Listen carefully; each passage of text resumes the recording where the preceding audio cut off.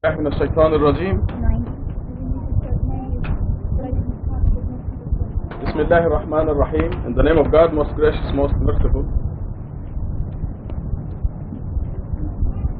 This morning about 9 o'clock, Lisa asked me, do you know that you're giving the khutbah? It was quite a surprise, as you realize. And then after the khutbah, Lydia came to me and said, do you know you're giving the Quranic study? And she took the beating on behalf of Lisa. Actually, Lisa sent her to tell me that. So here I am. First of all, we welcome a new member to our masjid. This person here. Forgot his name.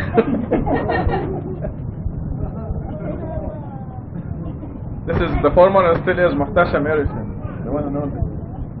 MashaAllah. Welcome back. Before I start, there's also one more point that I wanted to mention. Thanks to our Iranian brothers and sisters, there's a little bit of confusion now about your arms, what to do with your arms when you pray. You keep them like this or put them straight down. And I would like to establish first, once and for all, that it doesn't make any difference whether you go like this or put your hands down. But generally, what I do is I follow what the Imam is doing. The person in the front, whatever the person in front is doing, I do what he's doing. And I recommend that for you.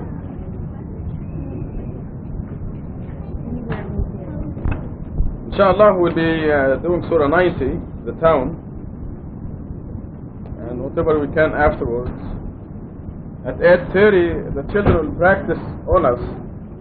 You know, they'll be singing at the conference. So we'll give them maybe 20 minutes. 20 minutes to 9. 20 minutes enough? 20 minutes to practice a new song on us. Should be enjoyable, inshallah. Surah 90, the town, in the name of God, most gracious, most merciful. I solemnly swear by this town, the town where you live, the begetting and the begotten, we created a human being to work hard, to redeem himself. Does he think that no one will ever call him to account? He boasts, I spent so much money. Does he think that no one sees him? Did you not give him 2 eyes, a tongue and 2 lips? Number 10, did you not show him the 2 paths? He should choose the difficult path. Which one is the difficult path? The freeing of slaves, feeding during the time of hardship, orphans who are related, or the poor who is in need, and being one of those who believe, and exhorting one another to be steadfast, and exhorting one another to be kind. These have deserved happiness. As for those who disbelieved in our revelations, they have incurred misery. They will be confined in the hellfire. So that's the whole surah. I go back to the beginning, swearing God usually starts many of these short surahs with a profound statement. And this town, meaning Mecca, is profound because God made it sacred by putting His shrine there to serve as the focal point or a point of organization for all believers around the world. When we stand in prayer, we don't fight as to which direction we should face. God already decided for us that we're going to face the direction of Mecca. So every believer, every Muslim around the world is praying facing that point. So the first verse is simply a profound statement, as in many other surahs. And it is the town where the Prophet Muhammad lived, through whom this Quran was revealed. The begetting and the begotten is a profound statement again. All these profound statements precede an important proclamation. The begetting and the begotten. This is a profound fact of life. If you take, for example, birds. The bird laying an egg. The egg has been fertilized by 2 parents, through 2 parents. one half a reproductive cell is half a normal cell. One reproductive cell from the male and the other half comes from the female. They combine to form an embryo. In birds, the egg is laid, that is fertilized, and then the fact that the birds sit on the eggs, they take turns, the male and female in most species, taking turns sitting on the egg.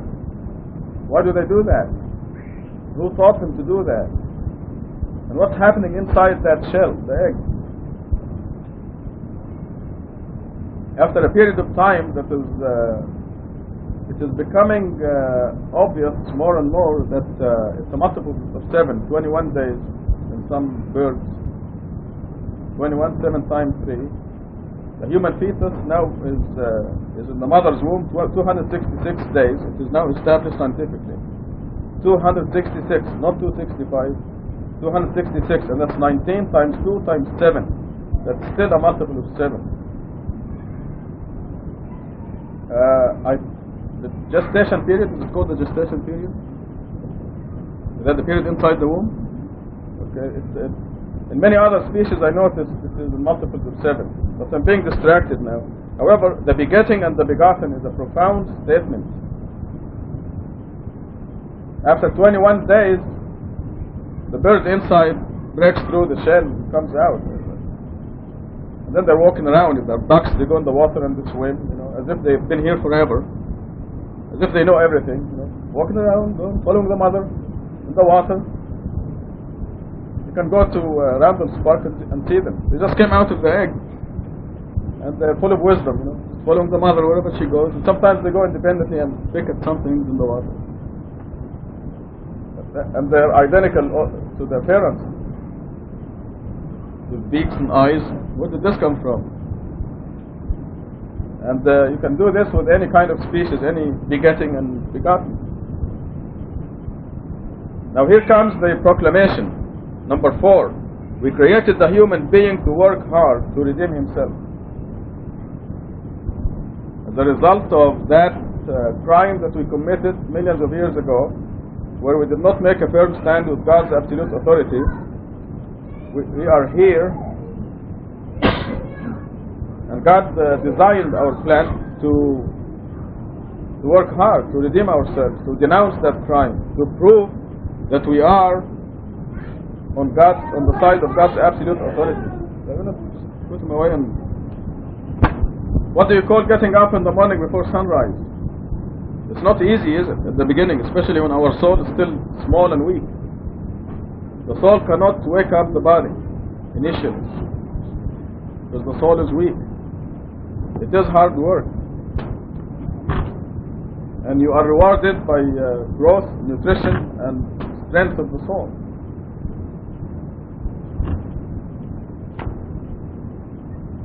Created the human being to work hard.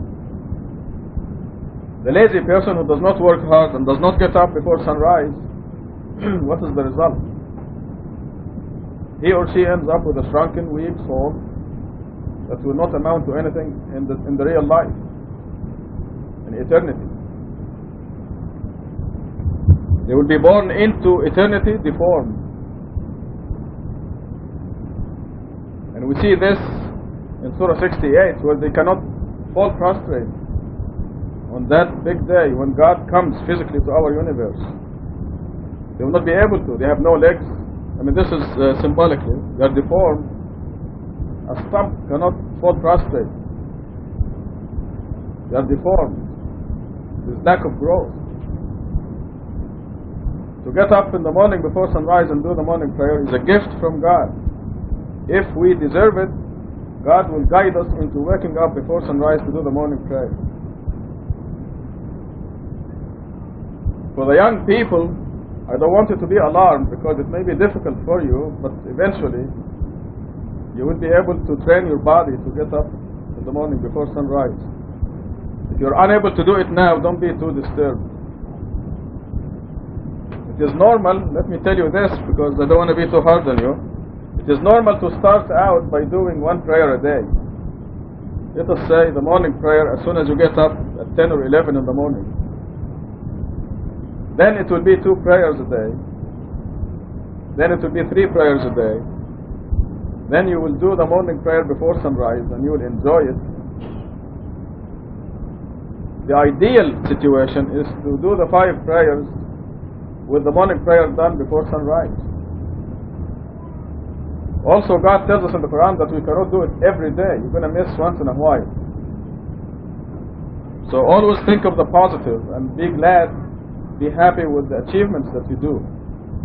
If you miss 1 time a week or something, don't feel too guilty.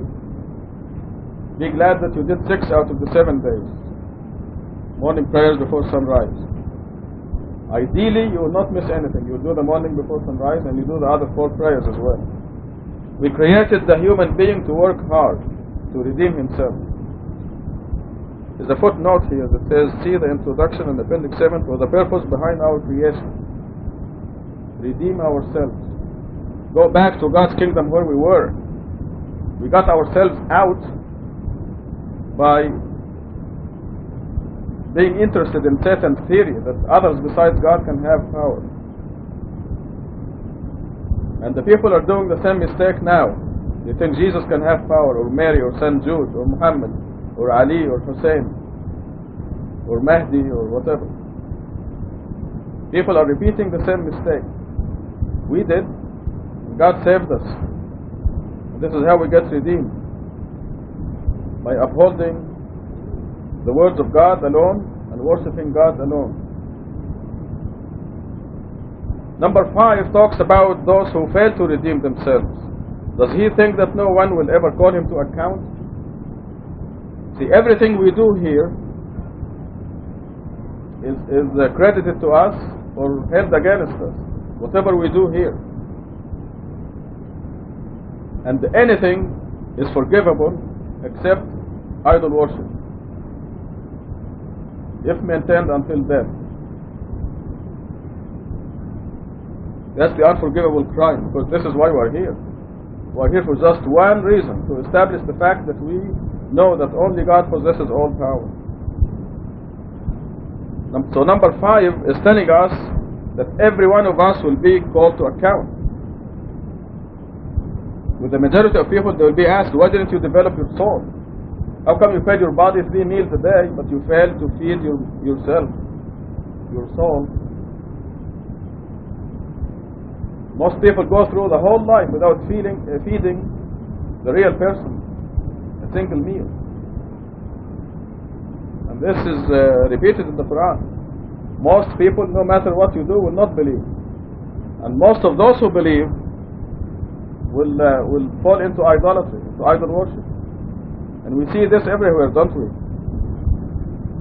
Just think of any mosque in the world that says the adhan, for example, the call to prayer, devoted to God alone, without the name of Muhammad or Ali or somebody besides God. In all of Iran or Pakistan or Egypt or Saudi Arabia, there isn't a single one mosque that is devoted to God alone, which goes against the commandments of the Quran. What happened to their brains? They're just repeating what they did in the high society.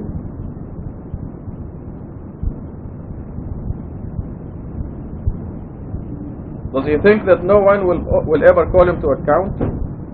He boasts, I spent so much money. Isn't this what most people do? They're preoccupied with the almighty dollar.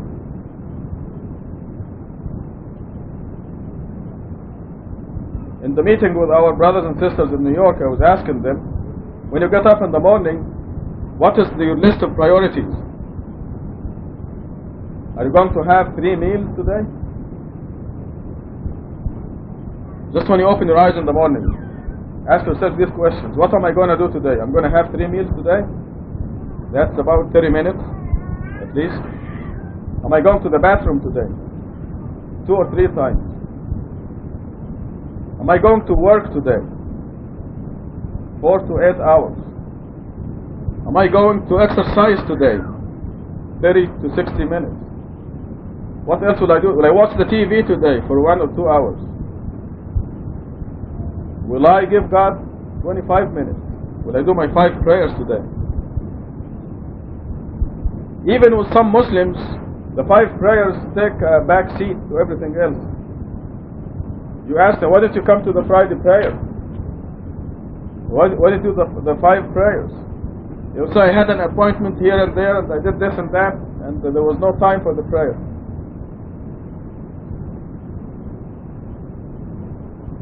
Well, we thank God because all of us here, we work our schedules around the prayers, the 5 prayers, and that's the proper thing to do.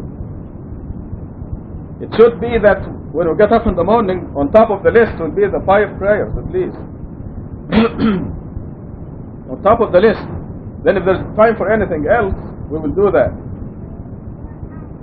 And this is why the verse that says, most of those who believe fall in idol worship.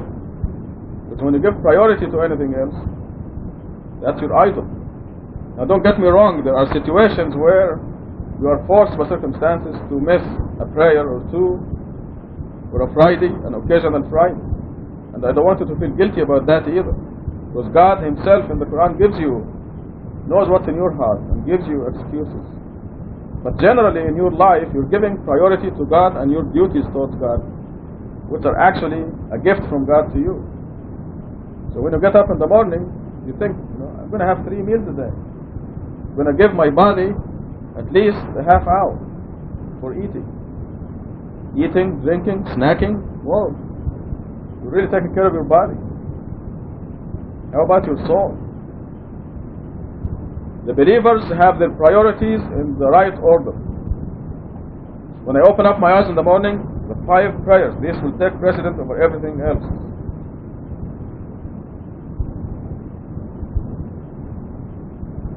Number 6, he boasts, I spent so much money. Because they're devoted to that. Money is the god of most people, unfortunately. If the boss says you're going to come tomorrow at 3 o'clock in the morning, they will set the alarm at 2 o'clock, and they will get up at 2 o'clock, very energetic, put on their clothes and go to that field trip at 3 o'clock in the morning.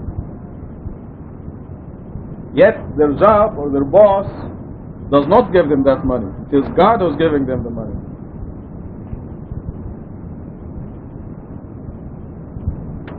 I want to share with you an important verse, so I go get my index. Speaking of money, in verse 6, there's a very important verse that we should all be very familiar with. I think it is in Surah 29, I'm not sure, but I will give you the correct Surah and verse right now.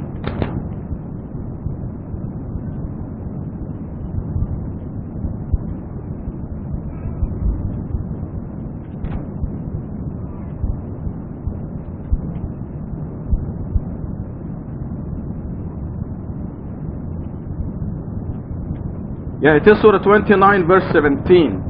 Does somebody have the whole Quran? Lydia, you want to read it for us? 29, 17. What you idolize besides God are idols from your creation. Whatever idols you set up has no provision for you. Therefore, seek provision only from God and worship Him alone.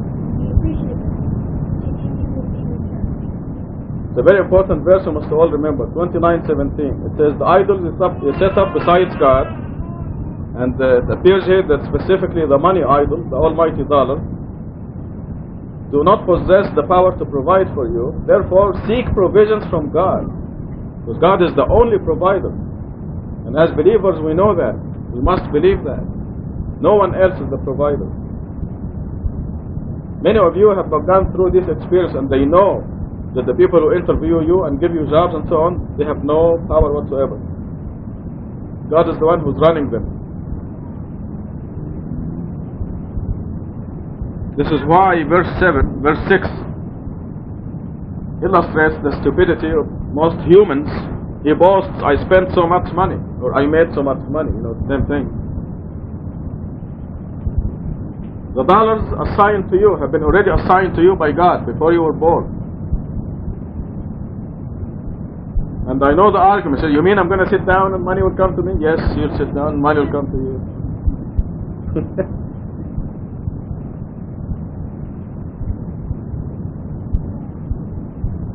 I mean, God will see to it. As a believer, you will work and you will make money. God will provide for you through the right and proper way. Because if you sit and do nothing, after 4 or 5 hours you're going to be hungry. You have to eat. So how will you eat? You will go look for, dig a ditch or something to make some money to eat. So you will work to eat, and God will provide you through that. So there is a system, a divine system that we know. Number 7, another question. Does he think that no one sees him? In other words, everything is recorded. Just think that there is a video camera going with you wherever you go. And you're going to find that videotape hanging in your neck on the day of judgment.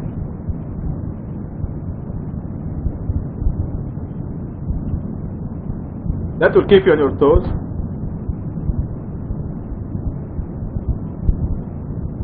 Ironically, the believers do this automatically.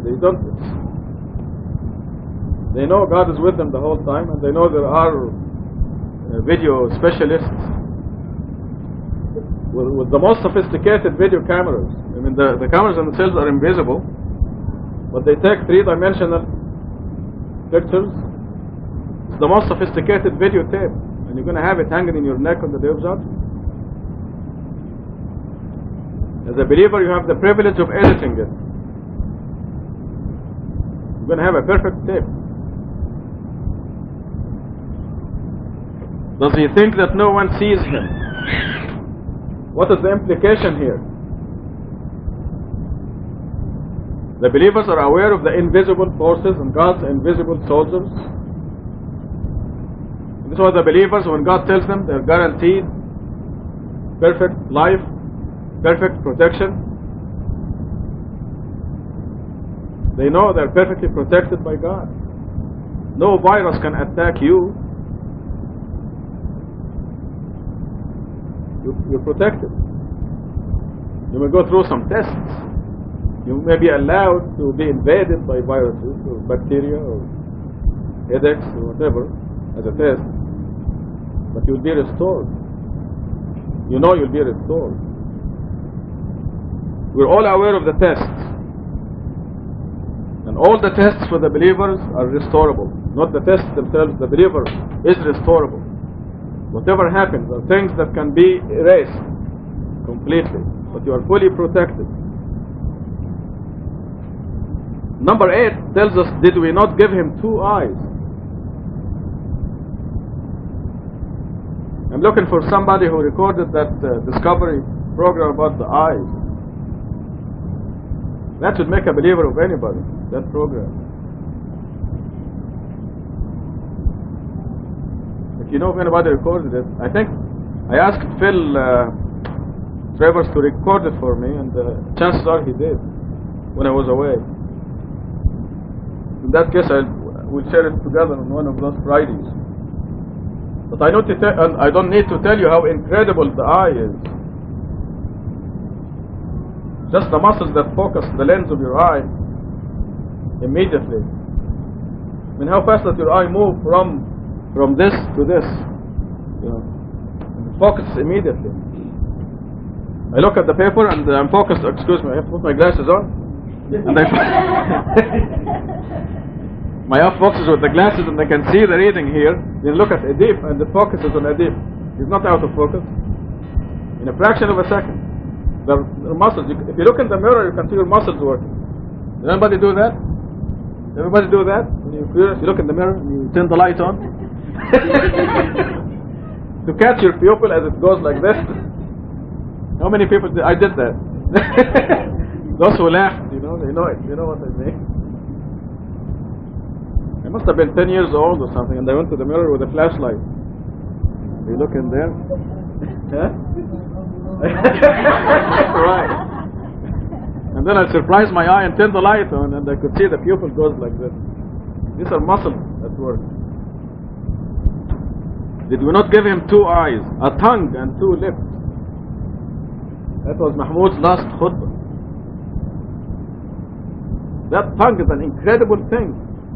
We cannot eat without it, actually, because it keeps the food under the grinders, those things, your teeth.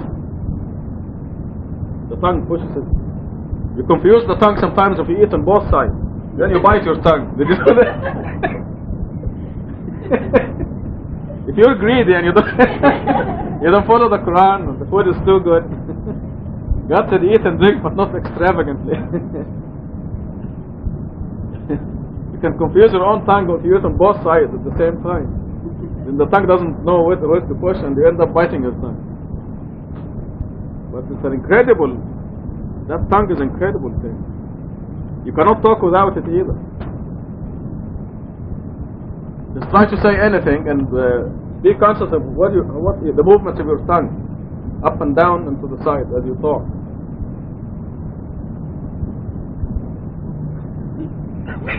Everybody wants to say something, right? Just say the word talk, and you can see where your tongue moves from up. Because the T, when you say T, your tongue is up to talk. Your tongue goes down.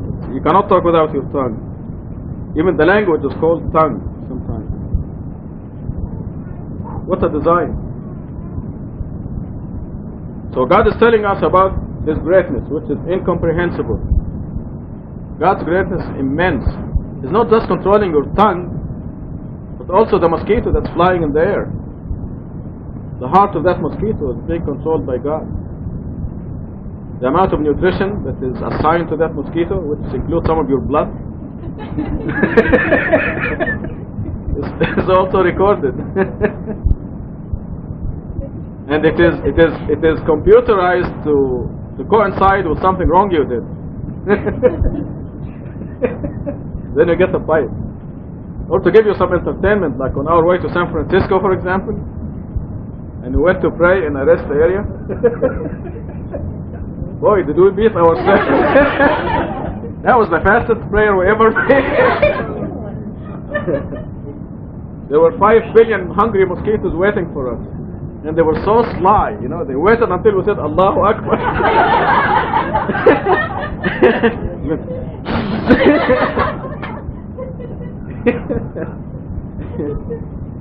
That was really something. I think God wanted to give us more rewards, because we were really, that was striving in the cause of God. And we wondered why the rest area was so empty. You know. I said, wow, this is reserved for us. Now we know. So God controls the provisions for not just you, or controls not just your heart or the hearts of billions of people, the hearts of every creature on earth.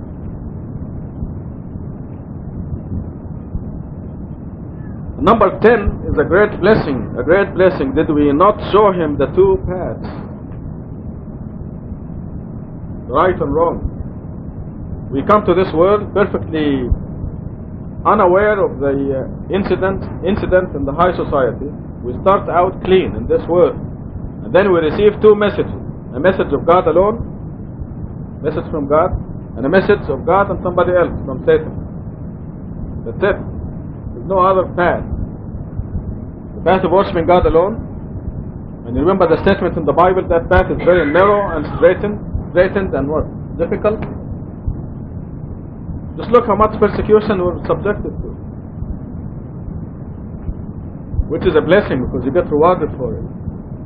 And the other path is wide. Look at all the cathedrals in the world. The Crystal Cathedral in Anaheim, they all belong to Satan. All the big mosques and the big cathedrals. The wrong path is wide and conforming with the crowd. Look how many people meet the Pope.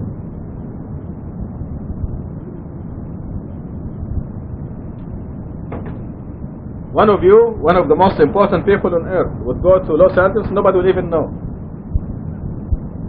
When the Pope goes to Los Angeles, there's security and arrangements and a Pope-mobile and all kinds of things. But when you go to Los Angeles, nobody hears about it. Yet you're a very, very important person. Such is this world, Satan's kingdom. Did we not show him the two paths? And here is God's recommendation on number 11. He should choose the difficult path. But this is how you train your wild horse, your body. God is recommending that we choose the difficult path. Again, we talk about getting up in the morning before sunrise. It's not really so difficult, I don't know. But yeah.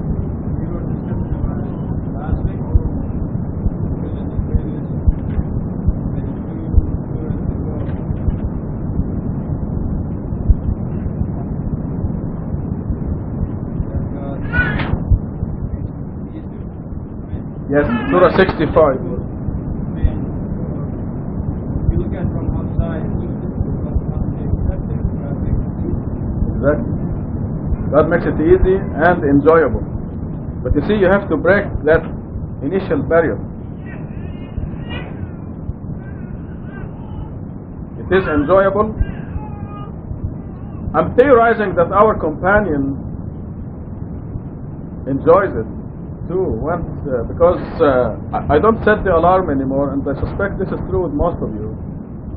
I just don't set the alarm, and in the last few weeks I traveled into different time zones, Central and Eastern and all this, and it doesn't matter where I am, before sunrise something wakes me up, and I suspect it is the companion. So he must enjoy it. Thank God. Maybe an angel. I don't know, but there comes a time when you don't need an alarm. You don't need anything to make you get up, and enjoy it. So God does make it easy. Surah 65, God says, those who observe God's commandments, God makes things easy for them. But this applies to everything, though, everything in life. And this will include the gift from God of doing the 5 prayers. The zakat charity is not a popular thing. Taking money from your pocket to give it away.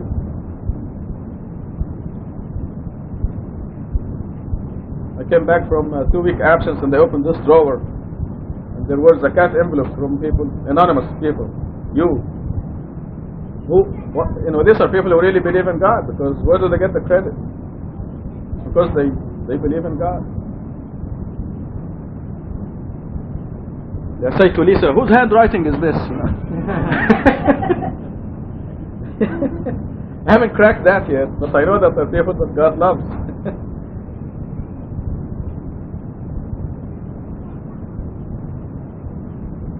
He should choose the difficult path.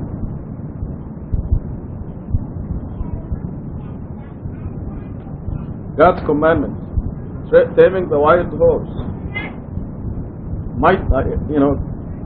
discipline. When you are praying, this is discipline. You see Amir praying, actually standing still for about 5 minutes. I mean, that's a miracle. And he is rewarded generously for that. This is discipline. I mean, at his age, I'd be running around all over the place, jumping up and down. But to be standing still like this, bowing and prostrating before God, it's a tremendous blessing. And a lot of discipline. This is what God means here, by he should choose the difficult path. Number 12, a definition of the difficult path. Which one is the difficult path? And we have examples of it. The freeing of slaves. In the past, what was the Civil War all about? Anybody enlighten me with Civil War? Historians? Lydia? Put down the tab and tell me. What is the Civil War all about? Lincoln, was it Lincoln's time? Does that have anything to do with freeing the slaves? A little, yeah. What was it all about? The North was fighting the South? Primarily that social problem. But there was also economy and all kinds of things. The freedom of slaves was the basic underlying issue. Okay, why was it an issue? The North was fighting the South, right? What did... Yeah?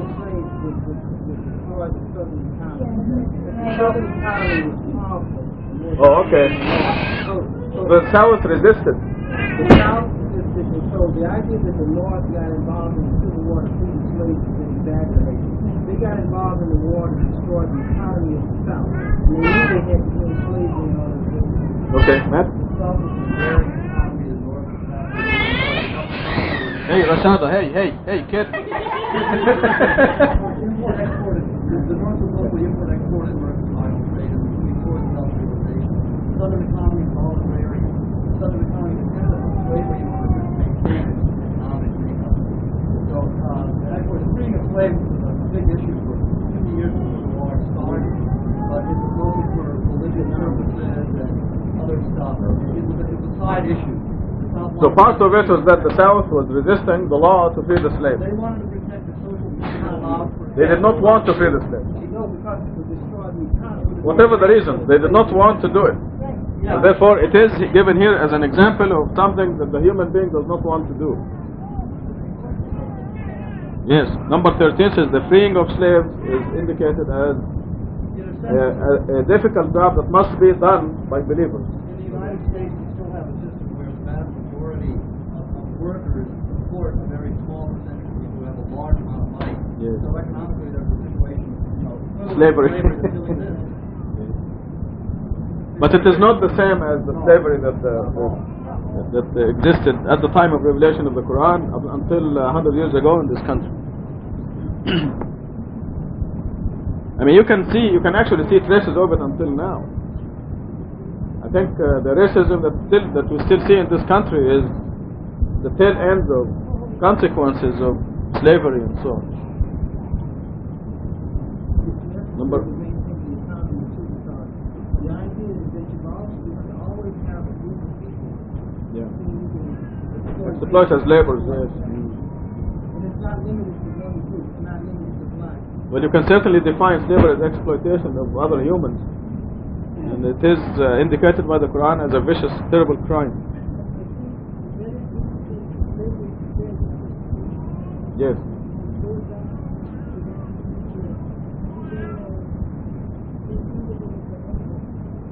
Right. This is why one of the laws in the Quran is oppression is worse than murder. Oppression is worse than murder. The freeing of slaves, number 14, feeding the hungry. Feeding or charity. Feeding symbolizes being charitable during the time of hardship. Orphans who are related or the poor who is in need. Number 17, and being one of those who believe. It's not easy to believe. Muhtasham can tell you a few things about his encounter with disbelievers in Turkey. Tell us something. What is the majority reaction in Turkey to your ideas of the Quran and worshipping God alone, the Quran alone? What was the reaction? Take 100 people. Out of 100, how many people agreed with you? None. 0. All right. Were they violently opposed to you, or was degrees of violent reaction?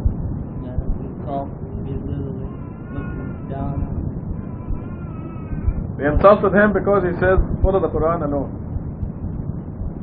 Looking down on him because this is all in the Quran. Yep, we know that, Adib, don't we?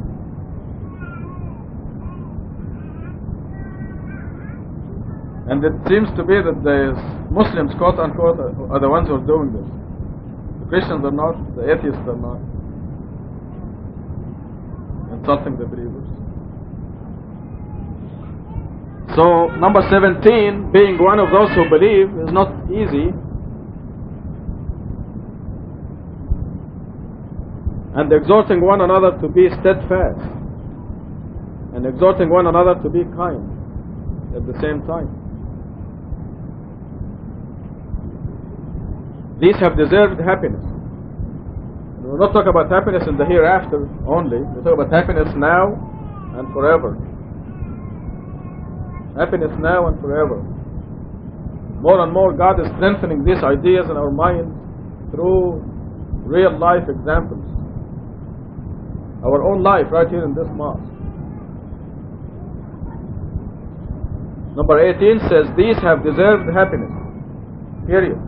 See the period there? Means now and forever. Number 19, as for those who disbelieved in our revelations, they have incurred misery. Period. Now and forever. they will be confined in the hellfire. So these short surahs are loaded, as you see. Just one short surah, 20 verses, and it's loaded with information. Any questions? Dr. Sabah?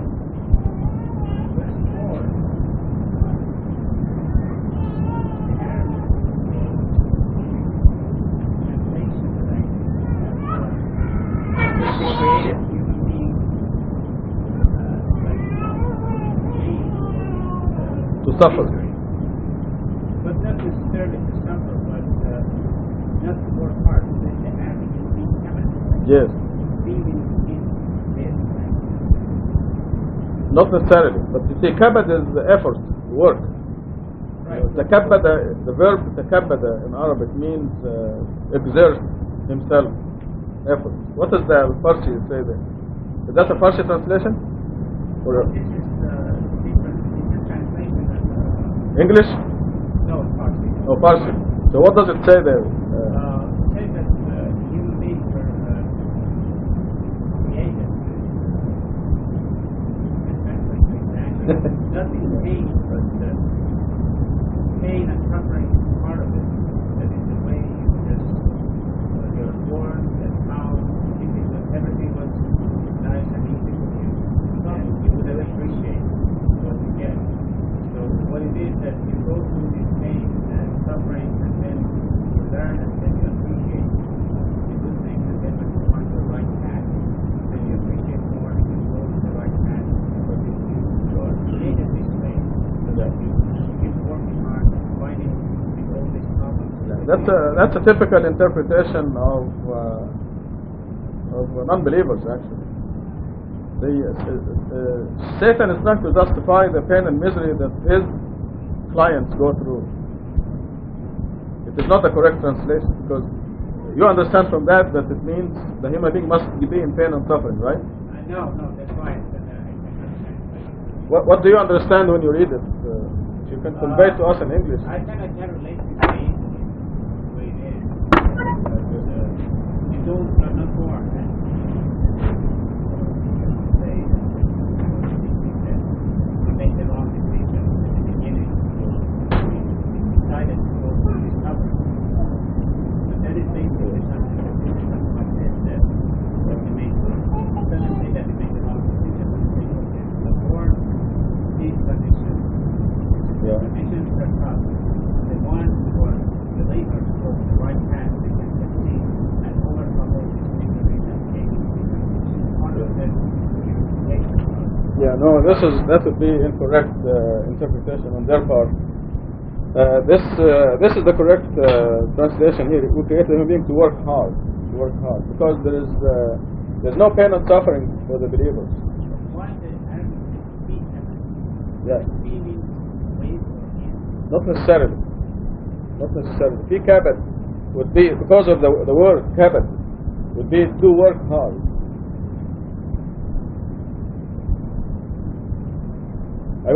There are other fi words that do not mean in.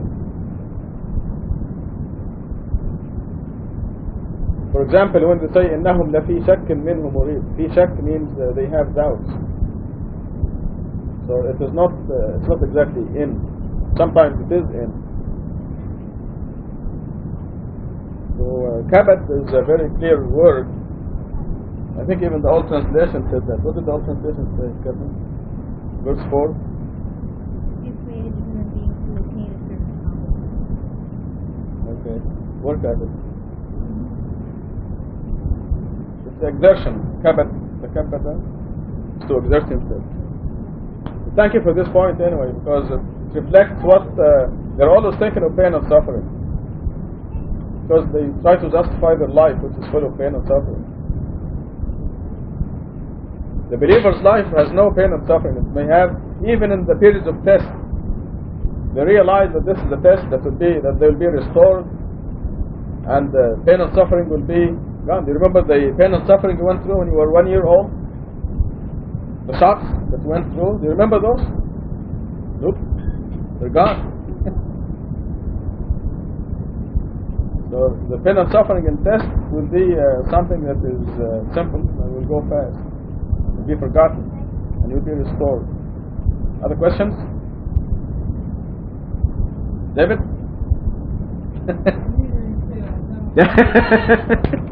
You look like you want to ask a question. Okay, Surah 91 is entitled The Sun. Yeah, go ahead. We missed you for a few weeks. How was Italy anyway? Okay. So, one thing that I don't think you answered was that the walking there is amazing. It's clear how really I was thinking of how many people died because giving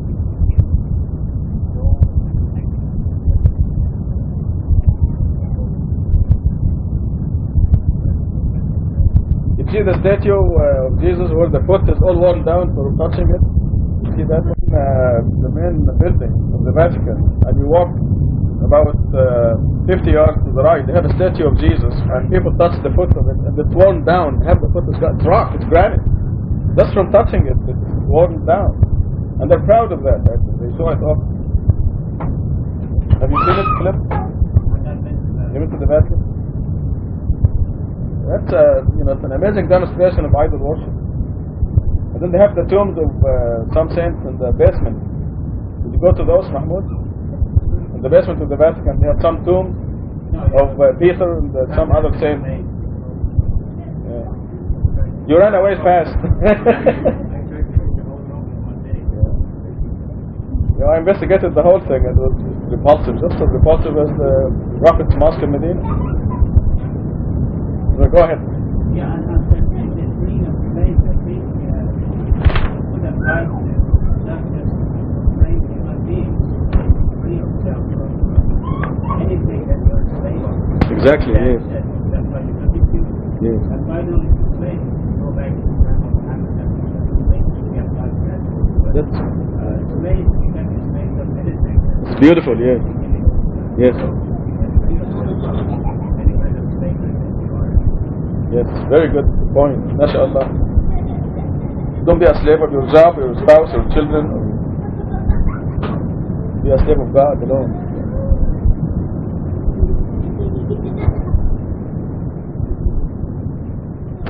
Okay, we're ready for Surah number 91. In the name of God, most gracious, most merciful.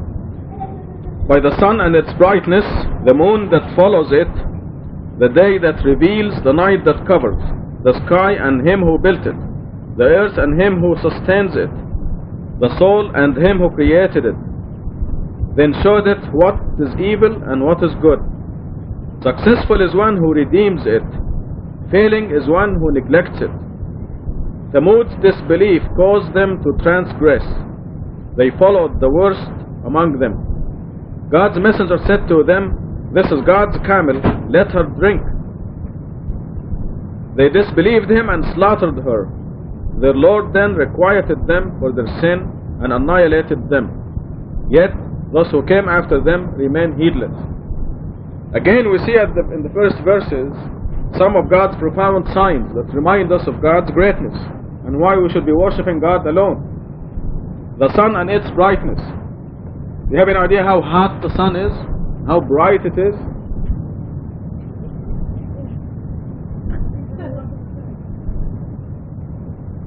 "93 million miles away." And you go out at noon there, and with a lens you can actually burn anything. If you can put a piece of paper in the lens, in the focal point, you can burn the paper. Very bright and very hot. And Muhammad or Jesus had nothing to do with creating that sun. St. Jude had nothing to do with creating that sun, or adding a single atom to it. Yet the people thank him for their successful operations. By the sun and its brightness, the moon that follows it.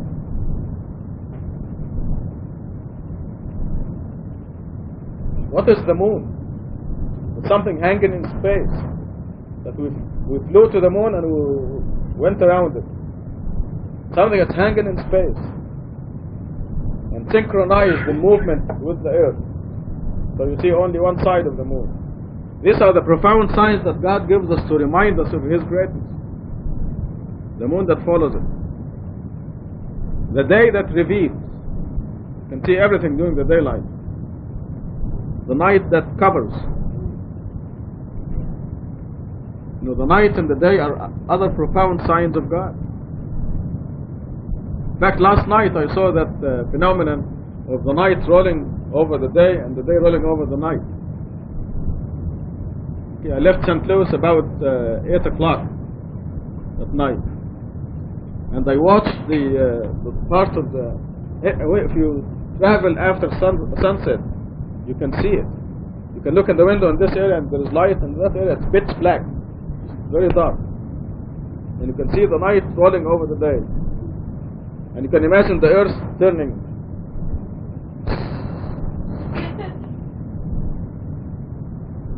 The sun set and the night overtaking the day. These are profound signs of God.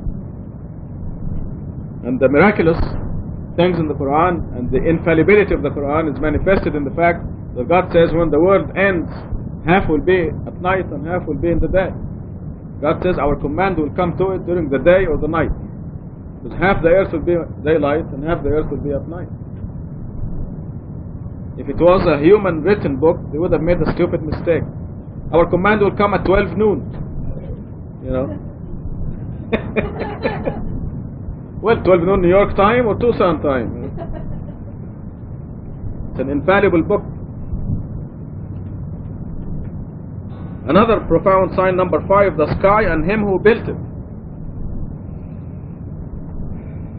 Trillions, decillions of heavenly bodies in precise orbits, never crashing with one another. By the way, we opened Ihsan Ramadan. I was in our house the day before yesterday, and we got the newspaper to see what time is sunrise, what time is sunset. The Washington Post. You can get the Washington Post here, even the library. And as it turns out, they give you the rise and set of every member of the solar system: Venus and Mars and Jupiter, the Moon, the Sun. Give you the sunrise and moon and sunset, the moon rise and moon set every day. The Mars rise and the Mars set, the Venus rise and the Venus set. We know it by fractions of minutes.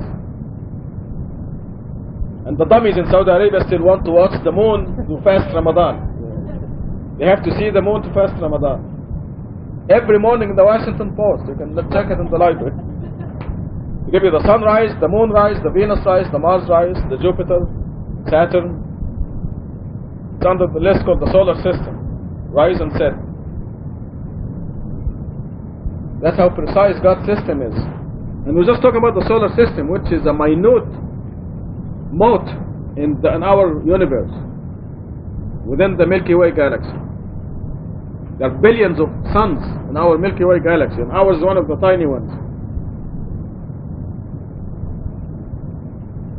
The sky and Him who built it.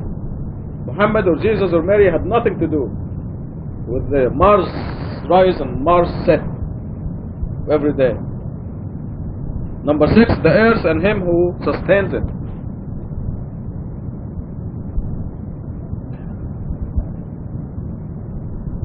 Have you seen the big trees in the Redwood National Park, North California?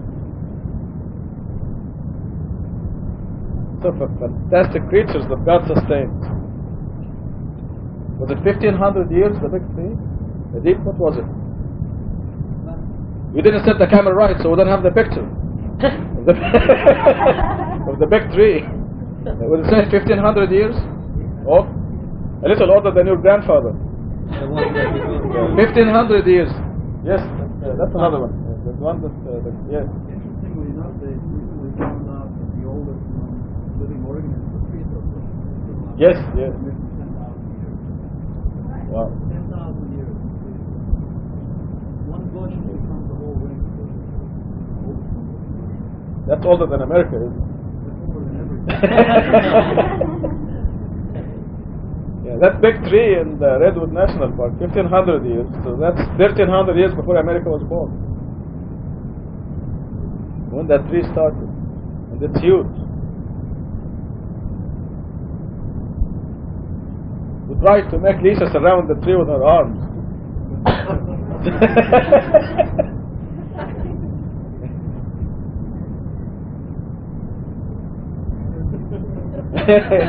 No, I think even if you put Frank next to the tree, he would look like a tiny person there.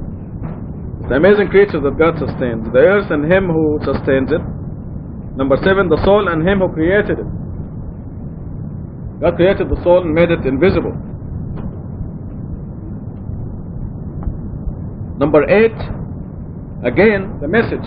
Then showed it what is evil and what is good. What is evil is idol worship, and what is good is worshiping God alone. It's as simple as that. Successful is one who redeems it. That's the objective of our life, right there.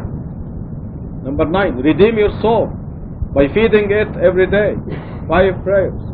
Being charitable, being righteous. Never lie, cheat, be a person of your word. You must be an ideal, exemplary person of moral behavior.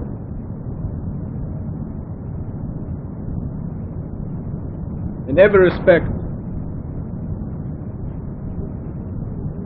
Successful is one who redeems it. Failing is one who neglects it. See, it's mostly neglect. Most people out there in the street, they're neglecting their soul. They can be the nicest people in the world, but they're neglecting to feed their souls. They have to worship God alone to grow and develop. And then we're given examples from 11, 12, 13, 14, and 15 of Thamud and how they didn't listen to God's messenger and they ended up incurring retribution. And number 15 tells us to learn from those examples. And thank you very much and God bless you. We're going to have the children sing for us. Unless you have any questions about Surah 91. And let's see who's going to give the Quranic study list and the Jum'ah. You're going to be stuck with it. Catherine, you're going to give the Quranic study next week. And the Jum'ah prayer. Douglas, you're going to give the Jum'ah khutbah, okay? This is all set. Where is Sarah? Sarah here?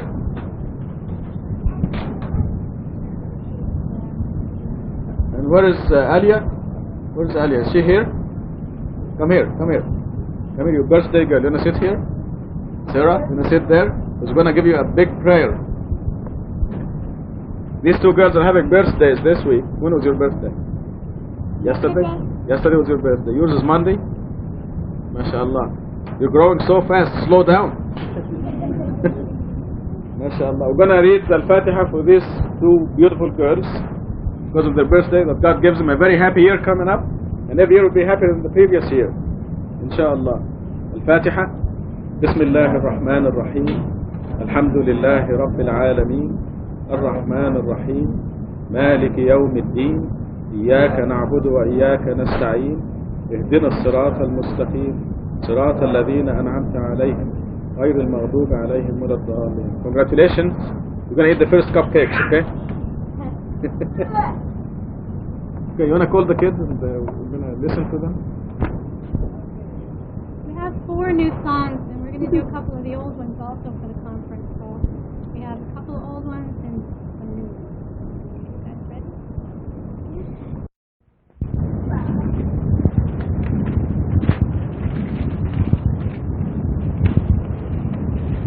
Bismillahirrahmanirrahim. When the heaven is shattered, the planets are scattered, the oceans are exploded, the graves are opened, every soul will find out that what caused it to advance and what caused it to regret. O you human being, what diverted you from your Lord most honorable, the one who created you, designed you, and perfected you? In whatever design he chose, he constructed it. Indeed, you disbelieve in the religion, oblivious to the fact that there are invisible keepers around you. They are honest recorders. They record everything you do. Surely, the pious have deserved bliss, while the wicked have deserved hell. We incur it on the day of judgment. They never leave it. Awesome is the day of judgment. What a day! The day of judgment. That is the day when no soul can help another soul, and all decisions on that day will belong to God.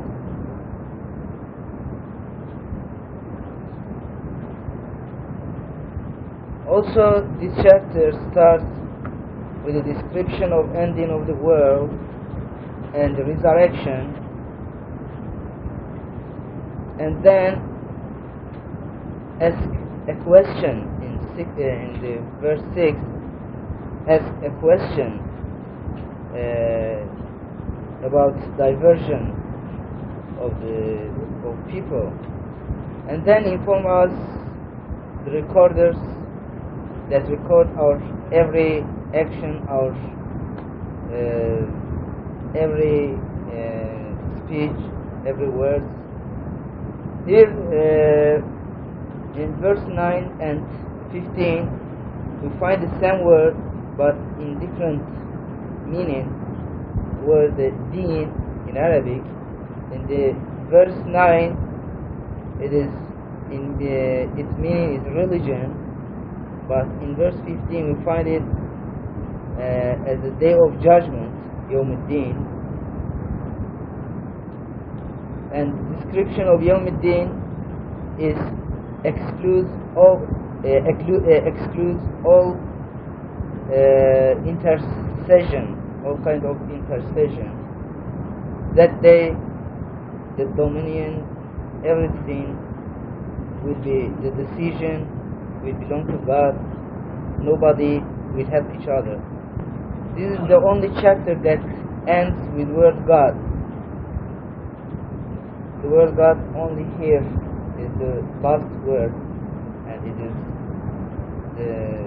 in 19th, in the verse 19, and from the end it is also the 19th word of God. Word God. Can you explain that? Yes. Can you explain that? Here, this chapter is the only chapter that ends with Allah, with word Allah. You can find near 19 word Allah, and this is the 19th verse. The verse number is 19, and if you count from the end of the Quran the word Allah, and you will come here, this you find this is the 19th word Allah from the end. Now it's clear.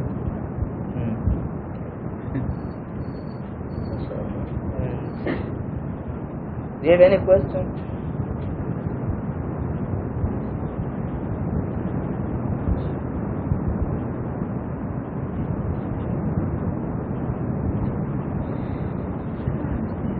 Yes. The word God?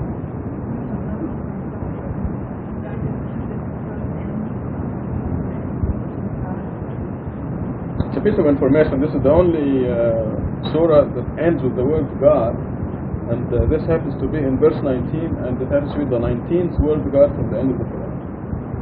So this is on top of the last 19 words God in the Quran. If you count from here to the end of the Quran, the word God, you find 19 of them. And this is also verse 19. So there is a unique, something special. Yes, this a human design? It is also Is it possible that a human being designed it this way? So the significance is that this is a superhuman design. In other words, you know that God is speaking to you, not Muhammad, or somebody trying to pull your leg. And so it just meshes in with the interlocking of this mathematical system. If you look at the bottom of the page, you see the number 1 on the left and 2680 on the right.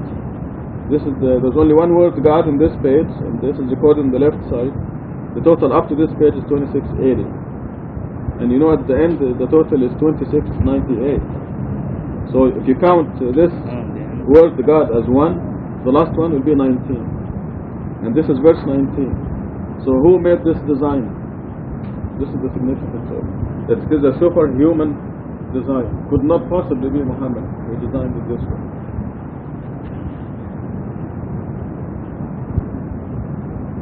And I want to point out something. About Yawm al-Din, we see in Surah chapter Fatiha that we always reciting our prayers. We say Malik Yawm al-Din, the king of the day of judgment. And here Quran explains the Yawm al-Din, day of judgment. Quran explains the terms and expression in Quran that never used before.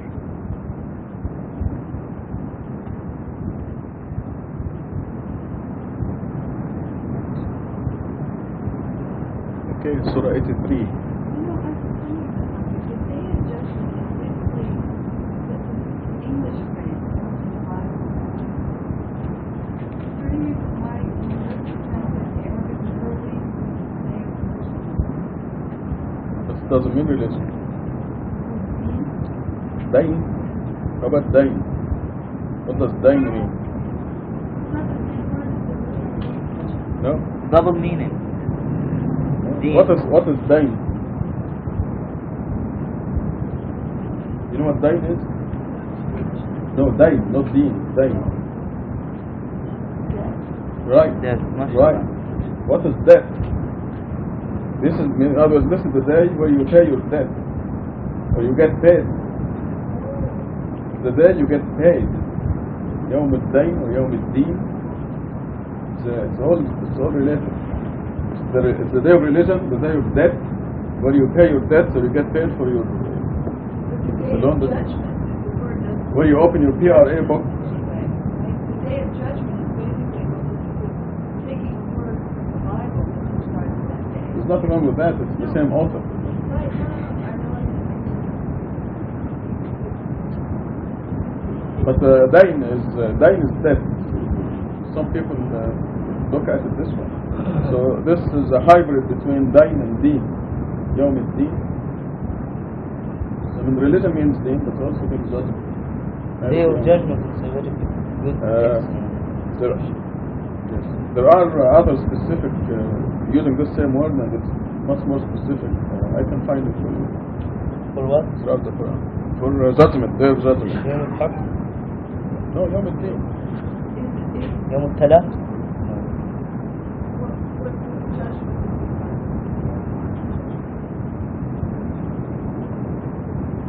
Yawm al-Din. Deen. In the Quran, yeah.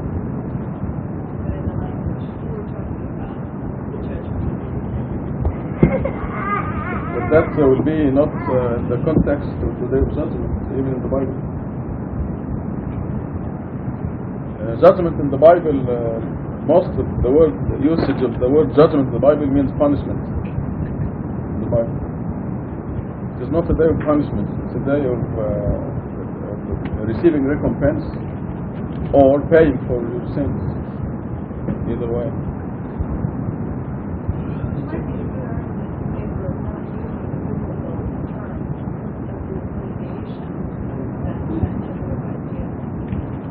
No, but the day of judgment in the Bible is not the same way as the word judgment throughout the Bible. They have two usages of the word judgment in the Bible. But I'm for using the same terms in the Bible. I'm trying to harmonize the Bible and the Quran. Not the other way around.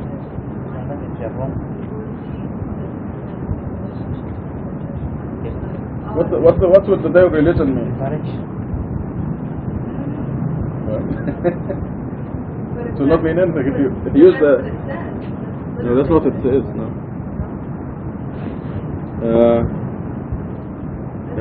Do you like tea? You do? You play golf a lot? So why do you like it then? I'm talking about golf. Tea. You tee off in golf? Don't you? Well, I'm asking you. No, wait, I used the same word. You had said, do you like to tee off? I would have Yes. understood exactly what you meant. Well, I was deliberately vague. No, I get your meaning. That there You never play golf, yet tea is okay. Let me think of something else. No, I didn't know what your meaning, ambiguity of language, certainly, or double meanings of Multiple meanings. Yeah, but it just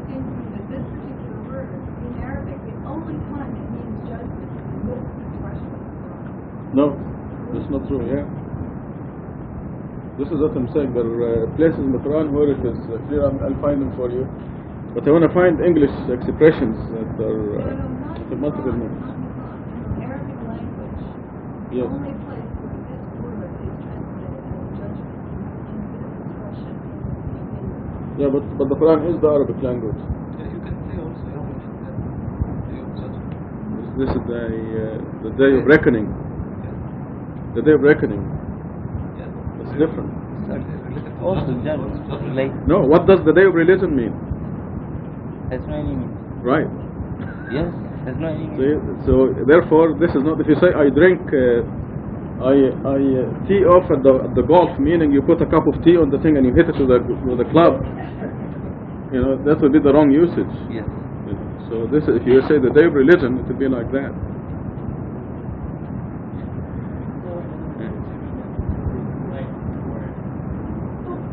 But also, Georgia, this is here, the first time, again, you just believe in the religion. Today is the religion. And today, when the religion, the one right religion is verified, I mean, I can understand that as being a reference to the day of judgment. People that never believe in actually. So why not use the day of judgment? So why not use the day of judgment? It's not an accurate translation of the Arabic. No, it is. Yeah. It is not accurate to say day of religion. That's something, I don't know Arabic, but you know Arabic, right? So when you read that, you're probably also reading it the right way because you understand the Arabic. So when you say that, if you translate it literally, for example, you're going to get the meaning because you also know the Arabic. But we don't know the Arabic. If you put something, when you're making translation, if you put it literally, okay, we may not get the meaning in the other language. Okay, but you can because you also know the original. I don't know if you guys have... Yes, this is true in some other places, but this happens to be the literal translation of Yawm al-Din. It's the day of judgment. I'm still thinking of English equivalents. Huh? Yeah. What does? Separate sleep. Yeah. Sleep together. Okay. Let's find simpler words. Think of multiple meaning English words. That's a good one. This is a good one. Come on, Lydia. Give us multiple meaning English words. Like tea. Huh? Yes, red. Sea. Yes, very good. Red. Like the ocean. See the ocean and see with your. Okay. In pronunciation. So those aren't really even English words, those are spelled. They are, like C is S, Yes. E is S-E-A. Read, or red, is spelled differently. Yes. No, I want words that spell exactly the same way. Read is lead. Yes. Read is a verb, lead is a verb. Right. But they're never ambiguous in their sense. One of them is a noun, Well, to an extent. there's a word like sleep, for This is example, both cases are translated verb. It doesn't matter, I didn't mean to, jump in, it's just fine. How about meat? Okay, meat. Is there a word that meat a judgment? Yes, meet means fair or just. It also means meet to encounter. Is it M-E-E-T, both of them? They're both M-E. Okay. Although meet, M-E-E-T, is equitable or fair is the judgment word. That's the archaic. Well, this is 1400 years old. Okay. I'm going on, people. Yes. Chapter 83. The cheaters. Woe to the cheaters who demand full measure when receiving from the people, but when given them the measures or weight, they cheat. Do they not know that they will be resurrected on a tremendous day? That is the day when all people will stand before the Lord of the universe. Indeed, the book of the wicked in the Sijin. Do you know what Sijin is? A numerically structured book. Woe on that day to the rejectors. They do not believe in the day of judgment. None disbelieves therein except the transgressor, the sinful. When our revelations are recited to him, he says tales from the past. Indeed, their hearts have become shielded by their sins. Indeed, they will be isolated on that day from their Lord.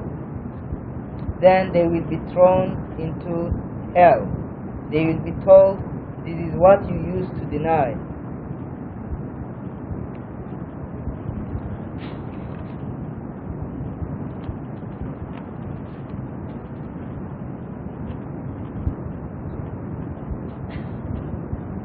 Here, God blames those people who cheat people, and this is an example of cheating. But you can from this example you can derive many other examples, and God reminds them the day of resurrection because they will be asked from their every minute act, and that day the Lord of the universe only be the judge. And in verse 9 we see a description of Sijin, a book of the wicked people that called Sijin. Is a numerically structured book, and God says whenever they hear the revelations or the signs or the miracles recited to them, they say tales from the past.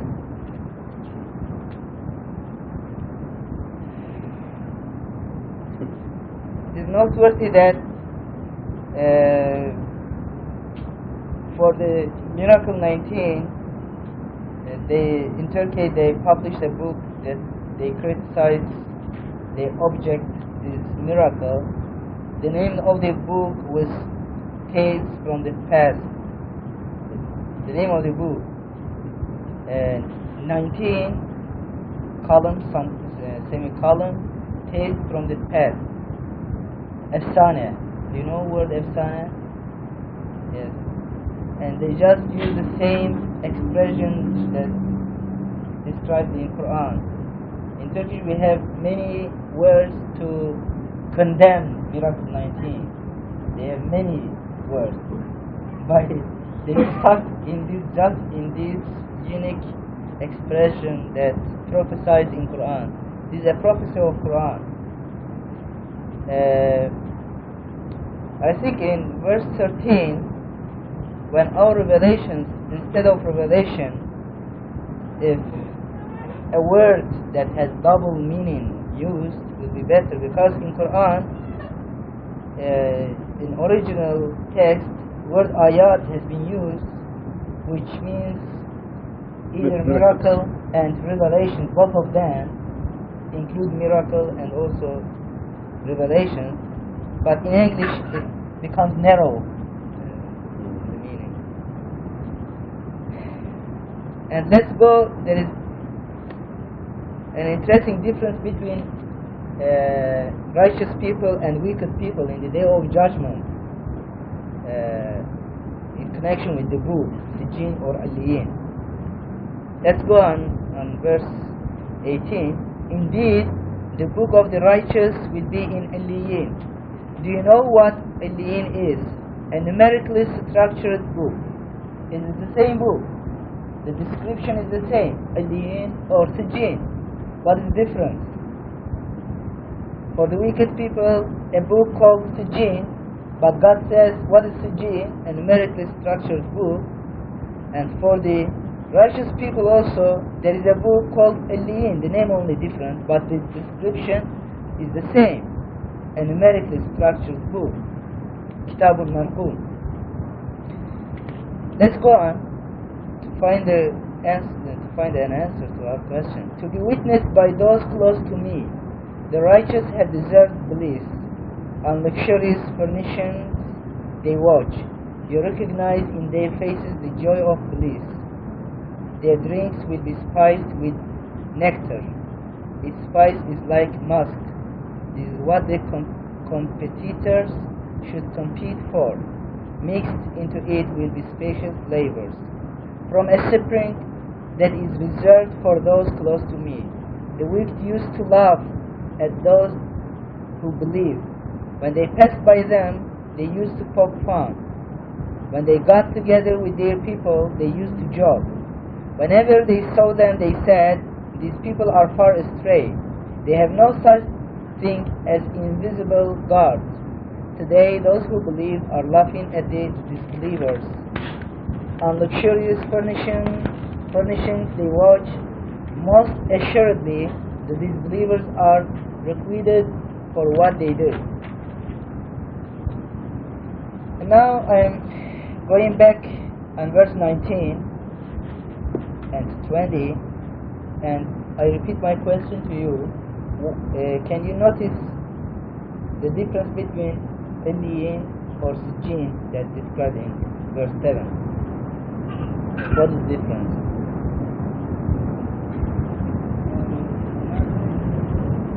Excuse me? Yes. Where? Oh. Why do we add 3 of them? You can add 4 or...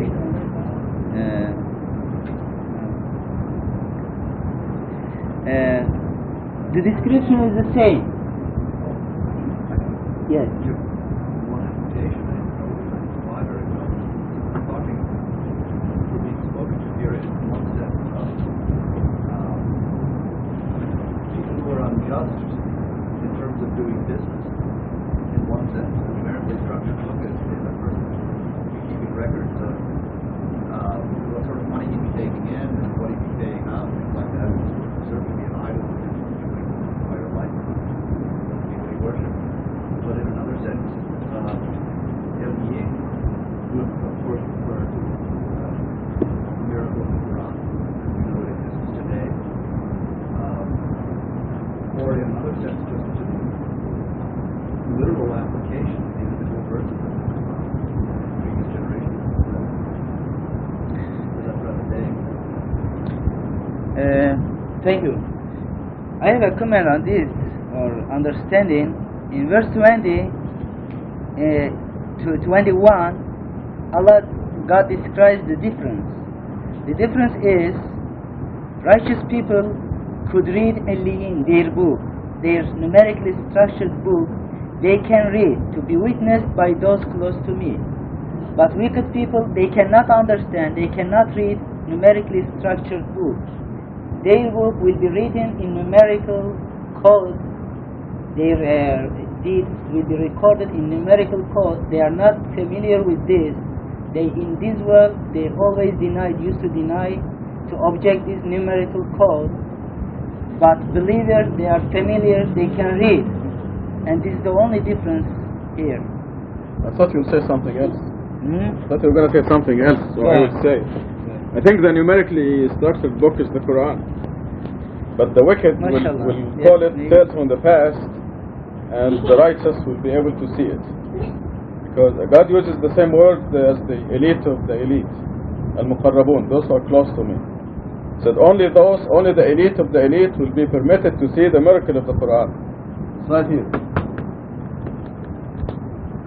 Only the elite of the elite will be able to see it. It's a physical miracle. MashaAllah. Yes. But the definition in 9 and in 20, same description, a numerically structured book. But the wicked will call it tales from the past, and the righteous will witness it. MashaAllah. You agree, huh? Just wonderful, MashaAllah. Yes. It solved all things, MashaAllah. It's the same book, but also this ties in with verses that you know, where it says that the Quran increases their wickedness. Or in other places, the Quran calls them to plunge deeper in disbelief. their book, they record also in Quran Rashad. Quran describes all offenses and their punishment. Yes. Yes, their book. Our book Exactly. also. Yes. Yes. Yes, go ahead. No. But it necessarily refers to the Quran. actually. No, necessarily refer to Quran. Yes. MashaAllah. Yes. Good. Because there is difference, only difference, righteous people can understand this, the other will say, it's from the past. You know how the disbeliever said the Quran is full of hell and fire and brimstone? Well, that's what they see. But it is, as you know, half and half. So it depends on which half you see. MashaAllah. Oh, we better quit. And let's go on. I have another. No. On this surah, verse 29, they used to laugh at believers, but now do they laugh at us, Rashad? So do. It must be more crazy. They do not laugh so much. Yes, it is interesting. Yes, they do laugh at the believers. Okay, let's go. But we will laugh at them for eternity. Thank you very much. God bless you. Good job. Don't